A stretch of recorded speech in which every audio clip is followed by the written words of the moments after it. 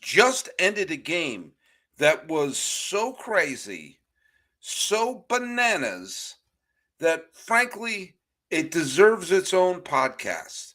I don't mean a whole series, just one episode of a podcast that I want to call Locked On MLB.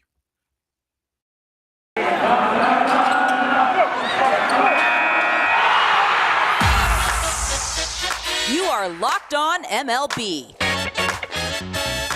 your daily MLB podcast. Part of the Locked On Podcast Network, your team every day.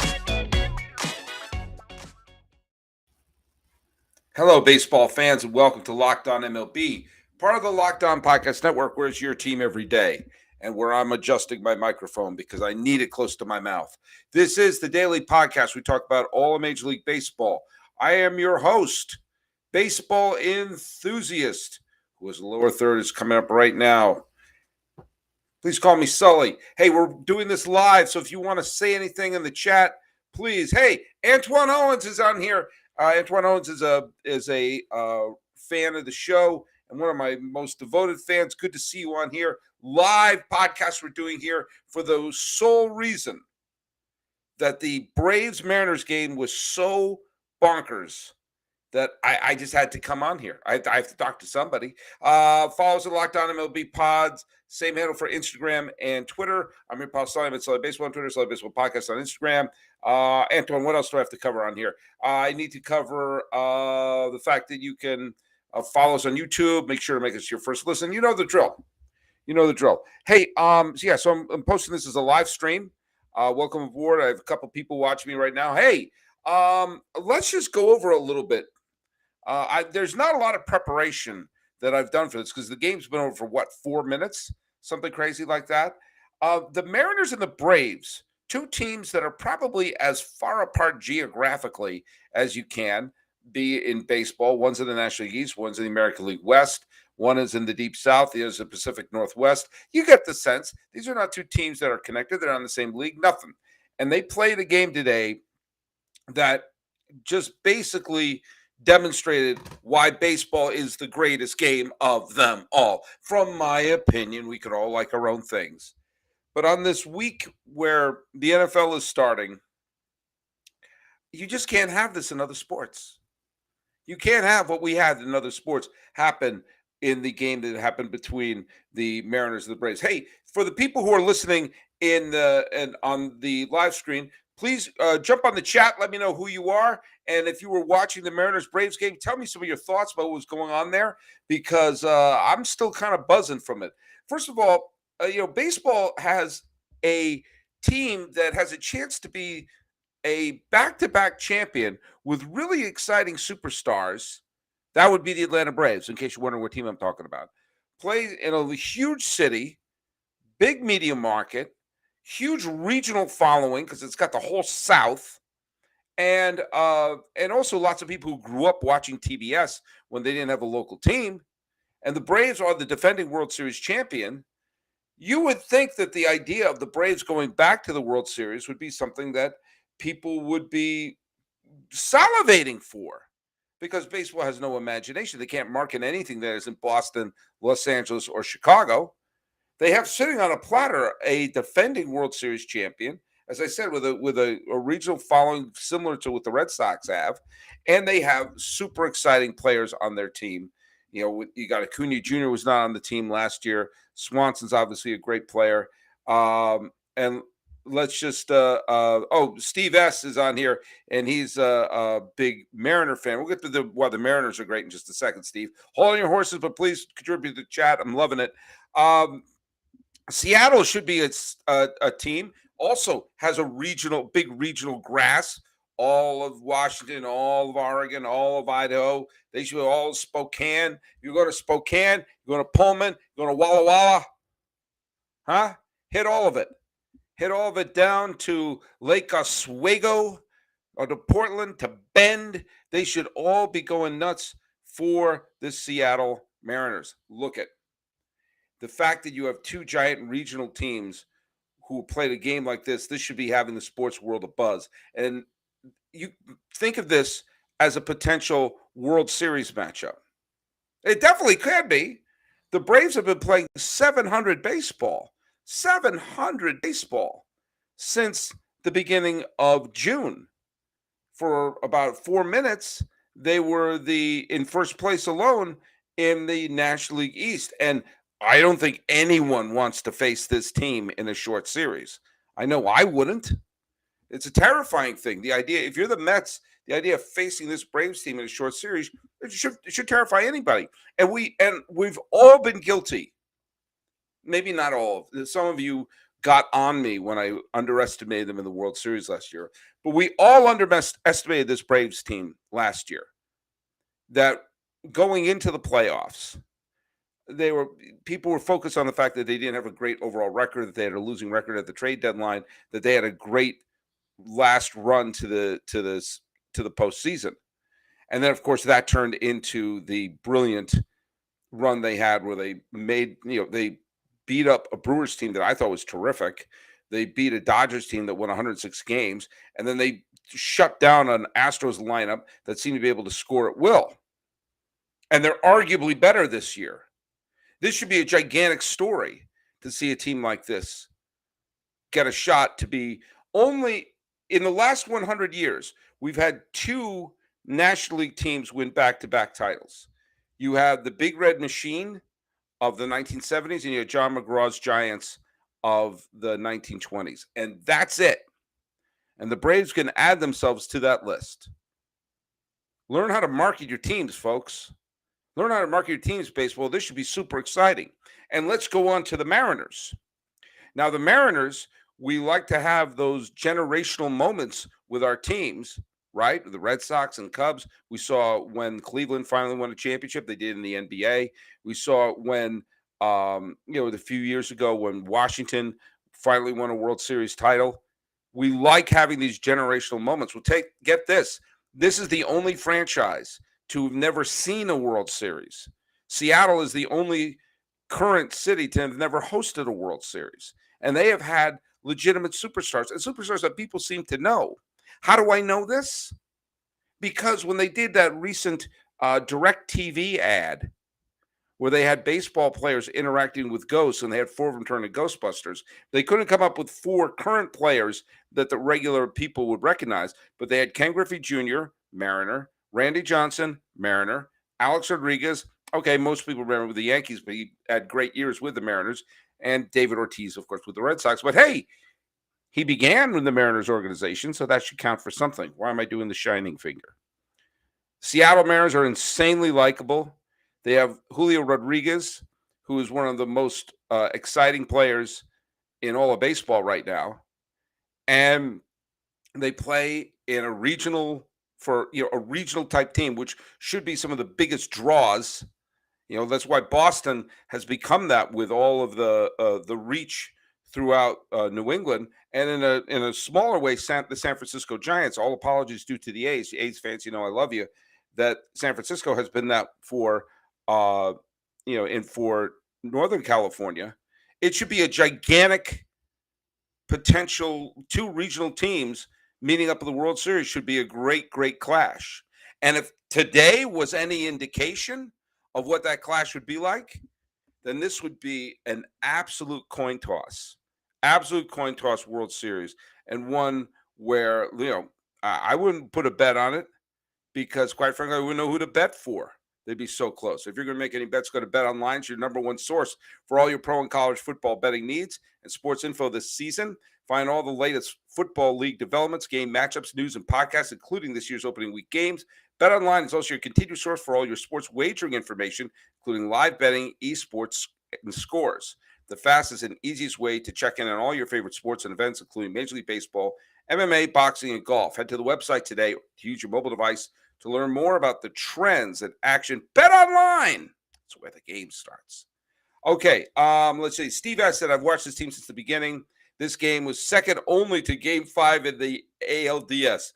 I'm going to take your word for that, Steve. I'm going to take your word for that. I have a huge soft spot in my heart for the Mariners. Going back to the days of Alvin Davis and Mark Langston, Ken Griffey Jr. is my favorite non-Red Sox player of all time. Antoine Owens writes, this part of the season Any good team can catch lightning in the bottle. Exactly, Antoine. Take a look at the last few.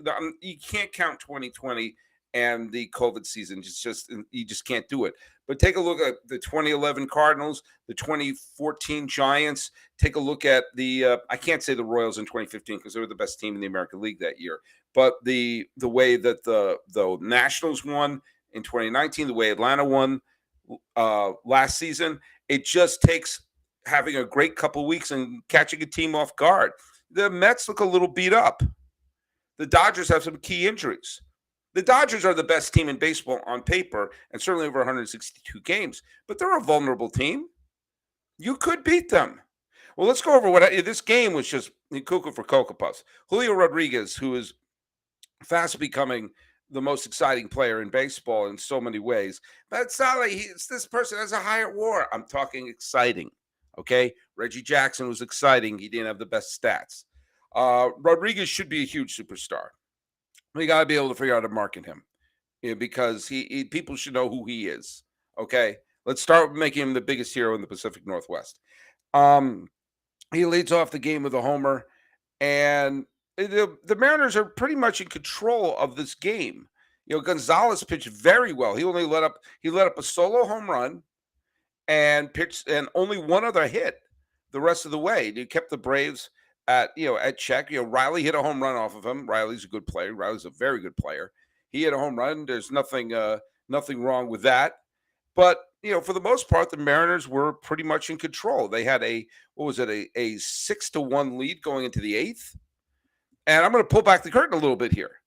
I recorded what is normally my Monday podcast, which I do with Millard from Locked On Diamondbacks, and we recorded relatively early, and I saw Braves are losing to the Mariners. I made just a casual comment to that as we talked about other things. So if you're wondering my thoughts about things like how the Yankees and Mets got off the mat, the rule changes, we cover all that in an episode which was supposed to be the next one drop, but I'm dropping this one in between because this game deserves a mention. And then in the eighth inning, the Braves, they got a run back in the eighth with how did they get it in the eighth? I forgot. Harris hit a home run. It was home run derby. And then we get to the ninth. Harris homered again. See, I forgot. I got the Harris home runs mixed up in my head. So he homered again. All of a sudden, all right. And for whatever reason, Service doesn't take Castillo out because Castillo certainly doesn't have it. And then they keep going. Rosario's on base, and with 2 outs, Robbie and the Mariners 1 out away in front of a packed house. Robbie Grossman comes up and launches just an absolute bomb to right field. Now, so many things happened on that bomb to right field. And that bomb to right field, 40,000 some odd Seattle fans went, oh, God, no. There were several thousand Atlanta fans there. It was actually kind of a fun weekend because there were a lot of Atlanta fans who made the trip to the Northwest. Why wouldn't you? The Northwest is beautiful. And so there were the Let's Go Braves chants that were starting up with the Robbie Grossman home run. And at that moment, I thought, wow, I have to do a podcast about the Braves. Because I had been singing the praises of the St. Louis Cardinals just a couple of weeks ago, saying, I think they're going to be the team out of the National League that upsets the Mets and upsets Los Angeles to go to the World Series. Well, last year I thought it was going to be Milwaukee. And I realized once again, your pal Sully was underestimating the Atlanta Braves. I was not giving the defending World Series champions their due. And so I was prepping that in my head. That's what I'm going to talk about. I'm going to talk extemporaneously. All ready to do this live thing. Want to see more people in the chat. Hey, there are more people watching here. If you let me know where you are, type in the chat. Let me know your name and where you're watching me from. We'll talk. Any questions you have, fire them away. Steve and Antoine are already participating. It's pretty cool. And then we get to the ninth inning. Now, I am here in Los Angeles County. I'm here in the beautiful Locked On MLB studios in Pasadena, California, overlooking the historic Rose Bowl. And they used to be formerly the Sully Baseball Studios in Pasadena, California, overlooking the historic Rose Bowl. Say that 10 times fast. I have many, many times. I started to think, okay, the Braves are guaranteed to win this game. And then out comes Jansen. And I've said it on this podcast before. I've said it when Jansen was with the Dodgers. I'm saying it with Jansen with the Atlanta Braves. I'm look me in the eye. Look me in the eye. Snitker, manager of the defending World Series champion Atlanta Braves. You want to defend your World Series champion? Here's step one. Don't use Kenley Jansen as your closer. I don't care what his stats say.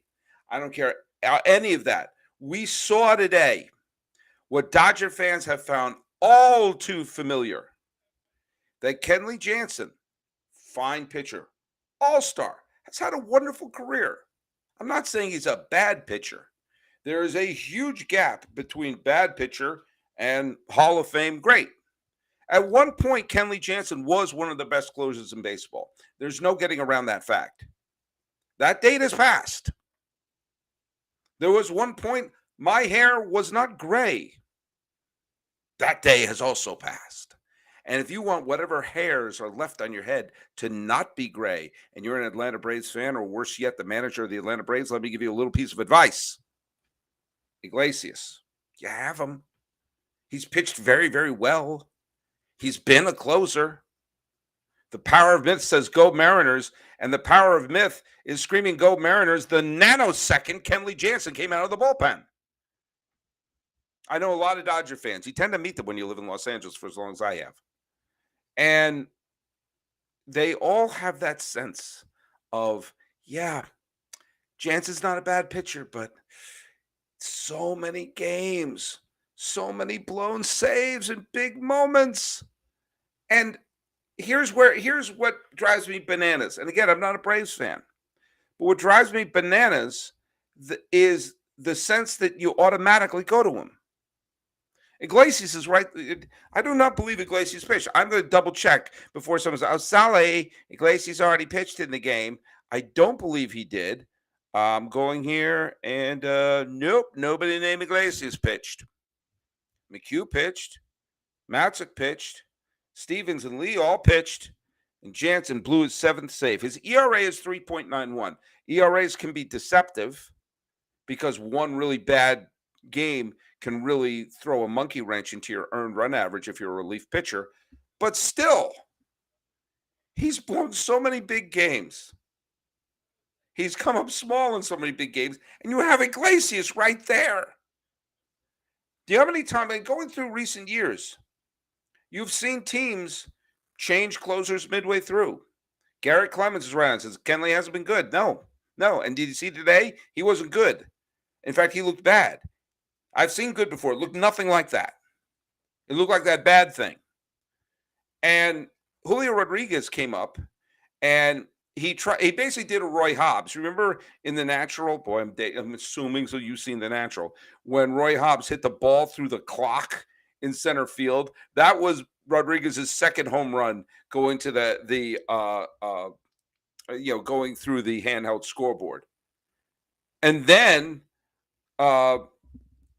Suarez came up, and boom, Eugenio Suarez hit the home run. And again, a no doubter. Garrett Clemens has come on, and he writes, as a Braves fan, please start using Iglesias as a closer. Yeah, exactly. Or, in terms of saving face, I'm sorry, teams have changed closers in midstream. The Phillies basically fired Lidge as their closer midway through the 2009 postseason. You could do that. Do you know why? Because the champagne tastes just as good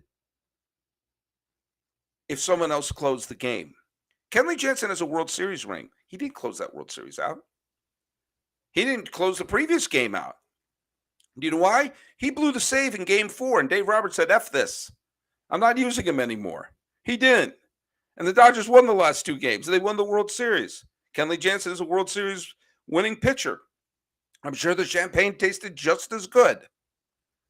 When Craig Kimbrell kept wetting the bed and wetting the bed and wetting the bed in the postseason 2018, and it came to the closer of the World Series, in comes Chris Sale to close out the World Series, and boom. Gary Clemens has become my de facto voice of the Atlanta Braves. He said Snitker is too stuck in his old ways. I'm going to say hold your horses there a little bit, Garrett Clemens, okay? Let's pump the brakes a little bit. Snitker's done an incredible job with the Atlanta Braves. They've been playing 700 ball since May. They got off to that rotten start, and they climbed all the way back. And he did a perfect job. I'll say it. He did a perfect job in the postseason last year, and hasn't been as great a position of any team to repeat as World Series champions. Well, since the Dodgers of last year, but you know what I'm saying. So I'm not going to go too deep into a Snitker rant here or anti-Snitker rant. But when you have a chance to win the division, I mean, the Braves are going to make the playoffs. We all know that. But you have a chance to win the division, to top the Mets, to skip the wild card round, to have home field advantage. Then now's not the time to rely too much on loyalty. I understand the frustration today, Garrett. So I get it. So you're not supposed to be rational. You saw your team lose a heartbreaking game. But I'm not going to go into an anti-Snitker rant when he has his team ready to do something that only John McGraw and Sparky Anderson have done in the National League in the last 100 years. Ron Henderson, right? Or Tony writes, go M's, or Tony. Ron Henderson writes, as an M's fan, I was feeling the same way when we tried Diego Castillo out there to walk two guys and serve a meatball to Harris. Yeah, you're right. And I was totally bewildered. Just because I didn't understand why they didn't, maybe they felt they didn't want to use their closer in a game they were up by 4 or 5 runs in the 9th inning. I can understand that and wanting to see if Diego can finish it out. But the Mariners are fighting for their lives too. Can't be playing games right now. Garrett says, I love Snit. I really do. It sounds like a confession. I just think he needs to change the closer spot. Yeah, I think so too. I made that clear. I made that absolutely clear. I think if you move Iglesias in that spot, doesn't mean to bury Kenley Jansen. It's just use them in different situations. And everyone's got to be a big boy here. If it hurts his feelings, tough. I remember when Barry Zito was the highest paid player on the Giants roster in 2010. He was on the top of the earnings chart. And he was healthy for the World Series. And they didn't put him on the roster. Do you know why? Because it was the right move for the team, and the champagne tasted just as good. Now, to be fair for Barry Zito, he was a big contributor in the playoffs, in the postseason of the World Series when they won the World Series in 2012. So I'm sure that ring feels a little better on his finger than 2010. Oh, my God. He is not reliable with a 1-run lead. You're right, Garrett Clemens. But you know what? It's just a potentially beautiful thing. And this is why baseball is the greatest sport of them all. You can't run out the clock. You can't take a knee. You can't play. You can't go into a neutral zone trap. You can't just dribble the ball out. You have to get that final out. I'm glad you found me too, Garrett Clemens. Garrett Clemens, I'm glad I found your channel. Well, guess what? If you want to listen to me, I don't always do this live. If you want to listen to me, you can always listen on your podcasting catchers and everything like that. This is just a wonderful. No other sport can do this. And in a way, this is one thing that I've been preaching about. Obviously, baseball is my top sport. I was said to Miller Thomas, who I guess hosts tomorrow's show with, I forgot football was on today. I forgot there was any football games today, just because I don't really follow football until like November. If it's your sport, fine. It's just not mine. And I wish more casual eyes were on this. When I see the Ron Hendersons and everyone who's on here listening, we're all clearly watching the game. But the fact of the matter is, this should be the game that's on in August. I've made a point that I love baseball. I love baseball more than anything that I'm not related to. Okay? And I would love to see the season end on Labor Day, because I want the season, I want the pennant chase to be at a point where the casual fans can watch and get hooked on a game. And everyone's eyes were on football this weekend. And baseball can't compete with football, not in terms of television viewers, just because it is. And I know that. I understand that. So now should be the time of the playoffs. And the casual fans will, if your team's not in the playoffs, then you've already moved on to watch the Dolphins or whatever team you like. But that's why I love that we all got to see it. This great club that we have got to see it. But I would love to be a growing club. And baseball has to pay attention to what works. Baseball's audience can grow if they embrace the rabid fan and what we love. And we, as part of our job as fans, is to make the experience of rooting for a team seem so fun that everyone wants to join in. I've used this example before, but it wasn't that long ago that the idea of making superhero movies was considered risky because it was just for comic book nerds and everything like that. And if you make it, you have to put like a Prince song in it or change this or do that because we got to do something to get other people interested because the comic book nerds, they're not enough. You have to do something to expand the audience and do stuff that has nothing to do with it. And then they figured out, hey, what if we really please the comic book nerds? And suddenly the experience of going to that or the Lord of the Rings or Star Wars, or whatever it is, but there's comic books especially because that was considered risky. If you can believe that, we lived in a world not too long ago where they were considered risky. And suddenly it looked like, oh, that's a sense of community that they're all having fun. And they're wearing the same stuff and they're cheering for the same things. And I'd like to be part of that. And remember, this world that we're living in, we could use some community. We could use some fun. We could use those things where we get together and cheer, whether it's in person at the stadium or here, twittering it up. I just turned Twitter into a verb. We've made rule changes to the game. I like the rule changes, but let's focus on what baseball is. It's fun. They're exciting players. Casual fans should know who the hell Julio Rodriguez is and Ronald Acuna Jr. And, beyond just celebrating Derek Jeter for all time, they're super exciting players now, many of whom are probably going to go to the World Series or the NLCS or whatever. Baseball is so great that a game, interleague, interdivision team matchup got me so excited I had to run to the internet and talk to Garrett Clemens. Who else is here? Ron Henderson. Garrett Clemens is a Braves fan. Ron Henderson is a Mariners fan. Steve S. He's a big Mariner fan too. Welcome aboard here. Who else? I know Antoine. Is Antoine still here? Andrew Levinger. I missed you. I'm a longtime Mariner fan. That was the craziest game we've had in years. This team feels different. Doesn't this team feel different? It just feels like a team that just wants it. But do you know who also wants it? Atlanta. And some other teams do too. Here's the thing. Every team wants it. Every team that goes into the postseason has an image of a parade dancing in their head. And sometimes it is the team that has the best record that stampedes to a World Series champion. We've seen that. We saw it with the Red Sox in 2018. We saw that with the Cubs in 2016. It happens, But sometimes you have the team that goes, wow, I didn't see that coming. And do you know what I'm going to see coming? We're going to see coming a great October. And some of you who are unfamiliar with me, my name is Sully. I have been an Emmy-nominated television producer and comedian and filmmaker and writer, and I've been podcasting for over a decade now, 4 years here with the Locked On Podcast Network. Check out all the great shows on the Locked On Podcast Network, where it is your team every day. You can follow us here on YouTube.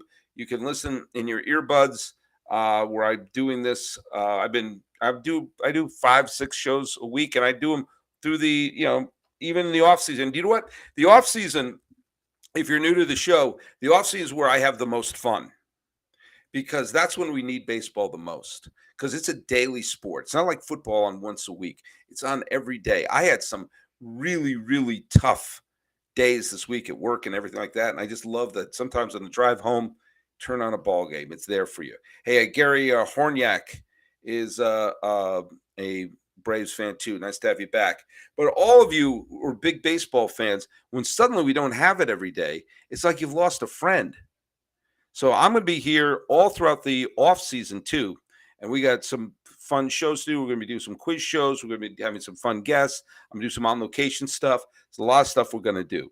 But anyway, I had to do this a little bit of impromptu episode of Locked On MLB. Thanks all of you for jumping on, who are watching me live, and for those of you listening, please write something at YouTube on the YouTube comment section.